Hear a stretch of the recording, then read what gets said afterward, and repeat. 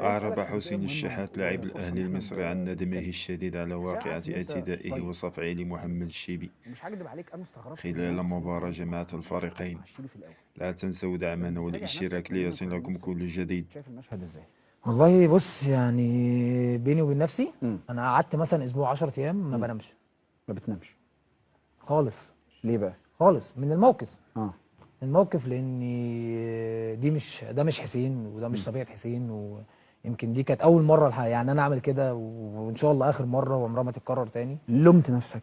جدا كنت حاسس انك عملت حاجه ما جدا تنفعش جدا تحصل يعني. جدا جدا جدا جدا. امم يعني انا عايز اقول لك، انا لما روحت البيت امم وشفت الموقف، لا انا اتضايقت من نفسي اتضايقت من نفسك؟ جدا. انا قعدت اسبوع 10 ايام ما بتكلمش خالص، ما بنامش. يعني حتى ما كنت بروح التمرين بس بتاع، بحاول اعمل كده، بس اللي هو انا جوايا ما بنامش، وبص متضايق جدا.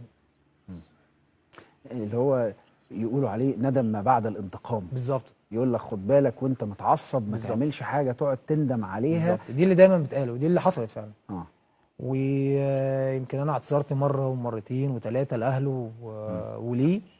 وعلى المستوى الانساني يمكن ممكن يكون هو زعلان من حاجه زي هو كده. متاثر نفسيا بيها اكيد يا حسين. اكيد متاثر نفسيا. أنا مش هقول لك لا، اكيد اه ممكن يكون هو متاثر نفسيا ليها. وانا على المستوى الشخصي يعني مم. انا اعتذرت زي ما قلت لك مره واثنين حصل وثلاثه حصل حصل. وكتير، والاهل، مم. وحتى على MBC مع برنامج رامز برضو. ايوه على المستوى النفسي زي ما بقول لك، هو ممكن يكون متاثر فيها، لكن انا بعتذر له على للمستوى النفسي اللي هو اللي حصل له والاهله، وديت انا بعتذر له فيها تاني معاك. برضو حاجه محترمه منك انه انت عامل قص للموقف الاخير بالدخله الاخيره، لا، ملهاش وما علاقة زلت انت خالص، عندك. خالص. خد بالك دي حاجه كويسه ان انت عندك النفس اللوامه، يعني انك اكيد بتلوم اكيد نفسك. دي حاجه بالظبط كويسه، دي بالظبط كواليتي كويسه، جوده كويسه منك ان انت الحمد لله قادر تحافظ على الحته دي، ما بقاش جواك الحته بتاعه بالظبط. لا ها. خالص، الحمد لله. يعني دي بص، احنا كلنا بنغلط. يعني كلنا بنغلط. حتى اهم حاجه ولو اللي انت ترجع لربنا، واهم حاجه اللي انت يعني دي عند ربنا الله اعلم. لان برضو في النقطه بتتكلم برضو في الشتيمه والسب اللي انا شتمته والكلام ده كله. يعني انا نفسي انا متاثر بيها، وانا زعلان اللي انا عملت من نفسي كده، بعيد عن اي حاجه. بس النقطه اللي انا عايز بس الناس تعرفها، اتفضل. اللي اي حد بيغلط، واي حد ربنا ممكن يعاقبه، واي حد ممكن يغلط، بس ربنا في الاول والاخر احنا كلنا بنرجع لربنا.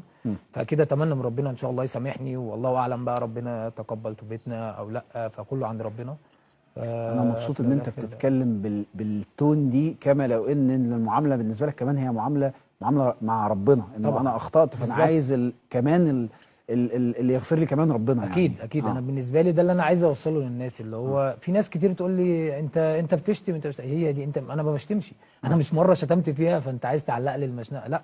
انت مش كل شويه اما تيجي تقول لي كده تفكرني بموقف. انا مش هقول لك انا ما بتضايقش، لا، انا زعلان من نفسي. انا زعلان من نفسي بعيد عن اي حاجه. بس لكن النقطه اللي انا اقصدها دي حاجه عند ربنا.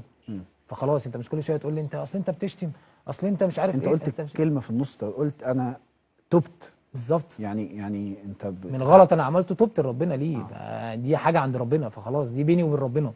هو ربنا بقى ان شاء الله يعني ان شاء الله يسامحني فيها. اكيد ربنا هيسامح زي ما بيسامح الناس كلها، فاتمنى من ربنا بس اللي هو ان شاء هل الله كنت باذن الله.